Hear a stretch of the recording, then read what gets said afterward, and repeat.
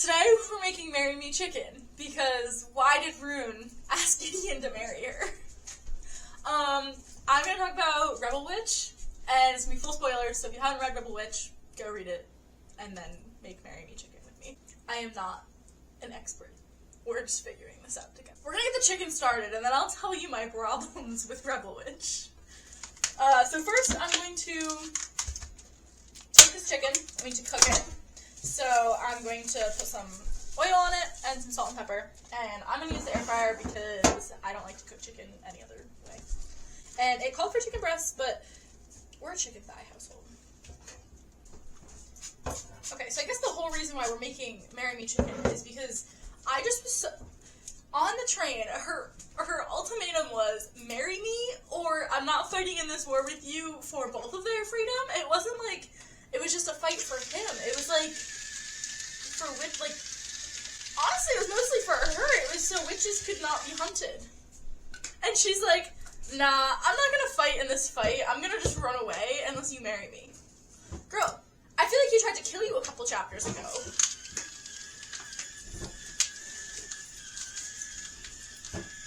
Okay, so now I'm gonna flip the chicken.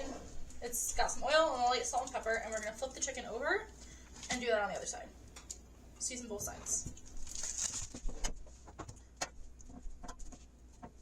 I feel like if somebody tells you that you have to marry them, or they're not going to fight with you in a war, it's like more of an insult than anything else. Why would you want to marry someone? As Gideon, why would you want to marry Rune?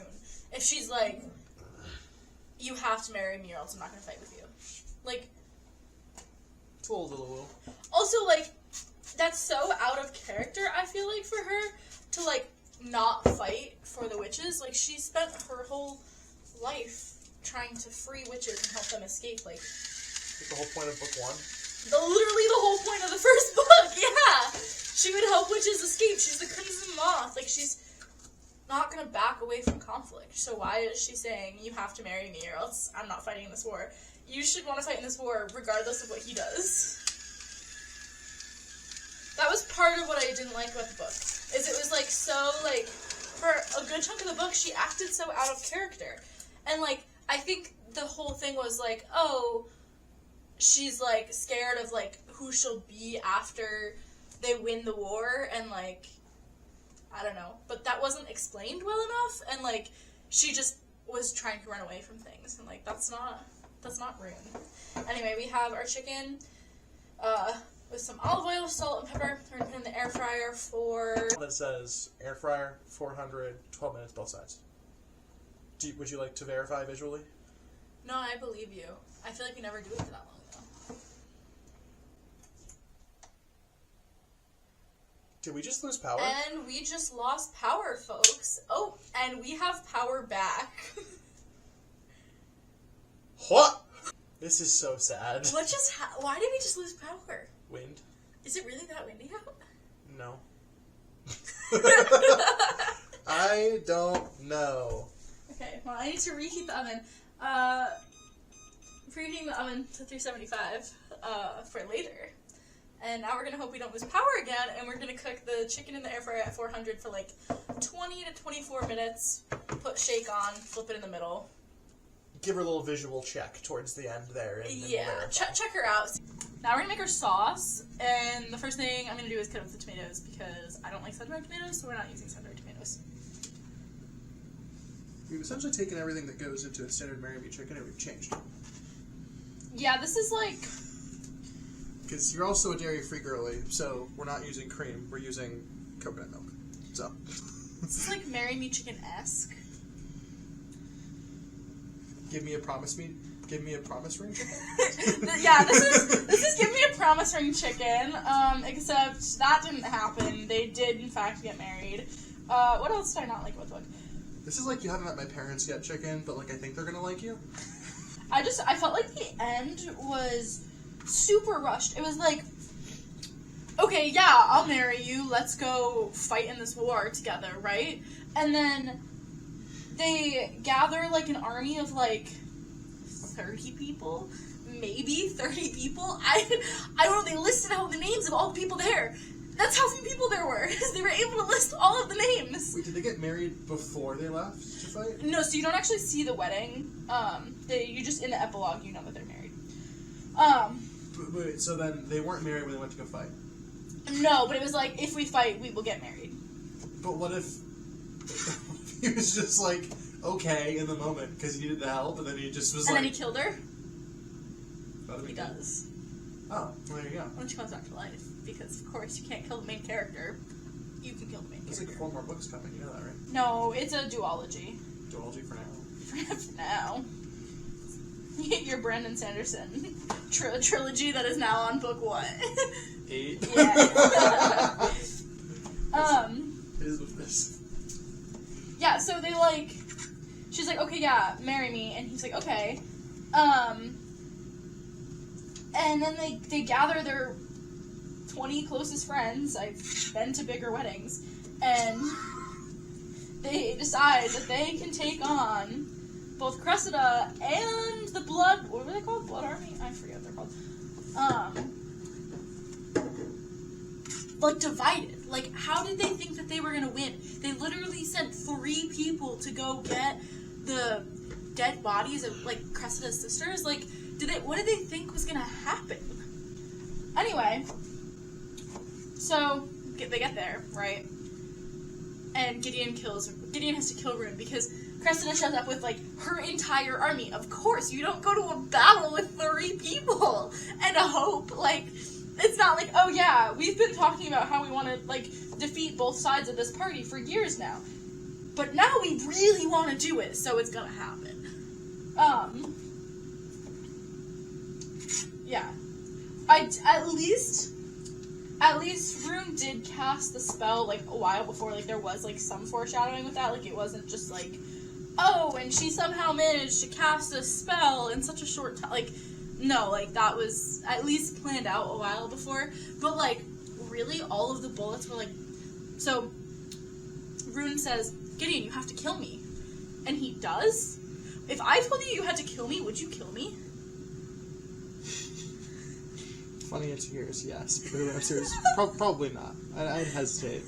Okay, yeah, there was, like, little hesitation here. Unless you were, like, super, like, dead serious, and I had some underlying idea of, like, why maybe possibly that could make sense. The situation was if either Cressida's gonna kill Rune and be able to raise her sisters from the dead, or Gideon has to kill Rune. Mm-hmm. Like, why wouldn't Rune just kill herself? Like, she couldn't pull the trigger, so she made him pull the trigger. It's almost more Girl, pull the trigger. Like, it'd be a great Am I the Asshole post. Am I the asshole for making my fiance kill me because I couldn't kill myself? Yes, you are. Okay, what am I doing? So when Rune died, I was like, yeah, no, of course that would happen. Like, I kind of guessed that, but I was like, okay, like, this could be good. This could be good. Like, Rune is dead. It's just Gideon. Like, sure. I'm a huge fan of kill the main characters for some reason. That seems to be... Do you consider me a main character in your life? Or... What was the other book that I was reading where I was like, well, why didn't they stay dead? What did I read?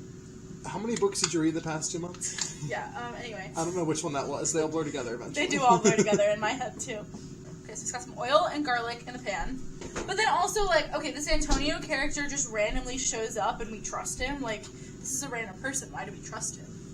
And as soon as he, like, was telling the story about the ancients, and it was like, well, wisdom came back and, like, helped, but then she failed with, or, like, her advice was bad, so then she bound herself to a human body until she was able to fix her mistake. Like, of course, like, think back to the fact that Seraphine's picture in Rune's grandmother's locket, like, is the same exact, like, she looks exactly the same as she does now. Like, of course, like, Seraphine is wisdom. Like, that makes sense. I don't know. I think the ending was supposed to be, like, this crazy, like, oh my god, Rune died. Oh my god, one of the ancients is here. And then they kill Cressida and bring Rune back. Like, it wasn't, like, that was so predictable. At least to me. What else? Oh, and then, like, the protection spell that Rune had put on, Gideon, and the witches were casting spells at him, and they were all bouncing back, and then they were all shooting at him, and all the bullets were bouncing off of him. Like, that just, like, that's so convenient. That happened in another series, that was, like, the last book of Lightlark. Like, I felt like things just kept happening. Like, oh, of course, like, this spell exists that does this thing, because that's super convenient for, like, what is needed right now, but we didn't know this existed before. Because kind of like giving themselves an out. Yeah, this spell was used before, but it was put on the inside of a coat jacket, and it was like, okay, this jacket is like armor, so... Why would you ever do that if you could just cast it on the person, then? But she didn't cast it on him, she cast it, like, he had, a love curse on him, so, like, whoever his, like, true love was, he felt, like, immense physical pain when he touched her, and so the only way to break that curse was sacrificial blood of the true love. So Rune got whipped by Cressida, and all the blood spilt, like, she used her spilt blood to break the curse, but then she also added in, like, the symbol to protect Gideon. But, like, why would you not share that, or why would you not use that to your advantage before that?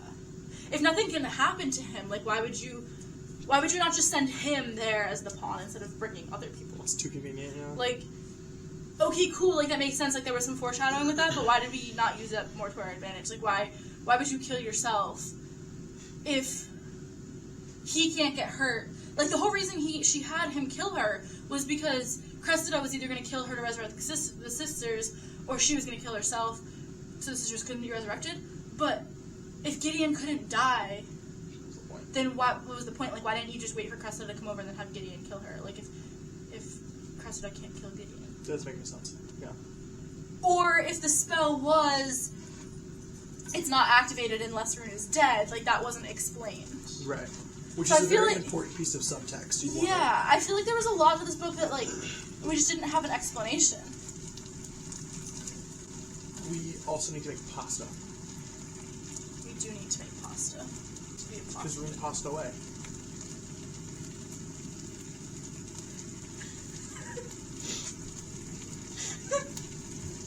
Rune did passed away. She passed away? That was...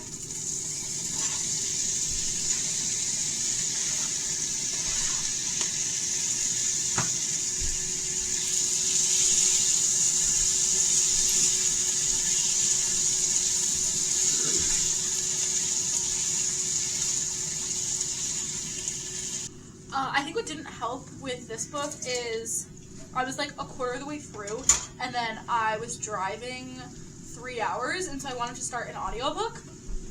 And so I started Fourth Wing as an audiobook, and then I just couldn't not read Fourth Wing. And Fourth Wing was so good. Fourth Wing was my first 5-star of the year, and I couldn't not read Fourth Wing. And so I, like, halfway through Heartless Hunter kind of put it on pause. And then even once I finished Fourth Wing, I just, like, I wasn't wanting to pick up Rebel Witch. Yeah, like, it just, like, once I was reading it, it was fine, but there was nothing that was, like, pulling me to read it. Okay, while the tomato cooks a little bit, I'm looking at reviews on Goodreads, and I'm looking at, like, the 1-star reviews, which there's not many, but someone said, I laughed a lot reading this, LMAO, what a ridiculous book. Both characters were complete idiots. A lot of people are saying that it was super predictable, but they aren't mad about that, but I don't know, I just didn't love how predictable it was. Someone said Heartless Hunter walked so this could run, and I completely disagree. I could not disagree anymore. I gave this book 2.5 stars on Fable, 3 stars on Goodreads. Goodreads not having half and quarter stars is literally the main reason that I switched.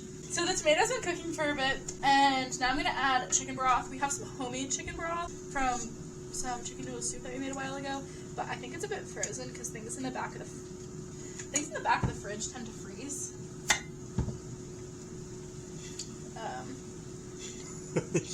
It's a lot of it frozen. Actually, it won't come out of the... Oh, maybe it will. Okay, so we're gonna defrost this a bit in here, and then, so once this thaws out, we're gonna add coconut milk. In replacement of heavy cream.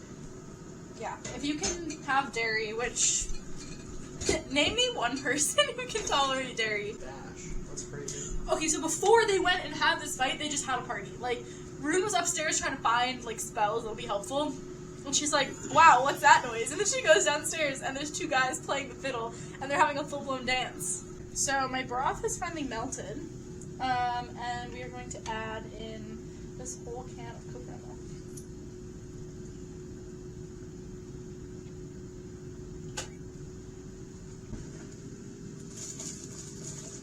And it calls for fresh thyme, but we're going to use Italian seasoning. We're going to let this simmer for longer than Rune's fight against Cressida lasted, so about 4 to 5 minutes. The sauce has been simmering, and the chicken is done in the air fryer, so I'm just going to put the whole pieces right in here. And the oven was preheated to 375, and I'm going to put it in there for just a couple minutes. If the chicken's not all the way cooked, then like 5-10 minutes, but I'm probably going to put it for like 5-ish minutes, just to let it all like get together.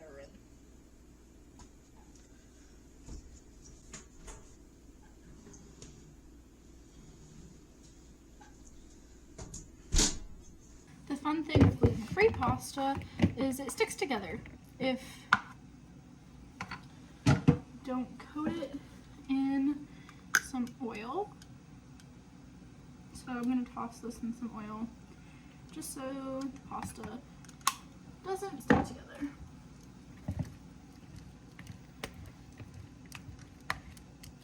So we've taken this out of the oven. It was in for like 5 minutes, and the pasta, both pastas are done. So now we're going to flip it.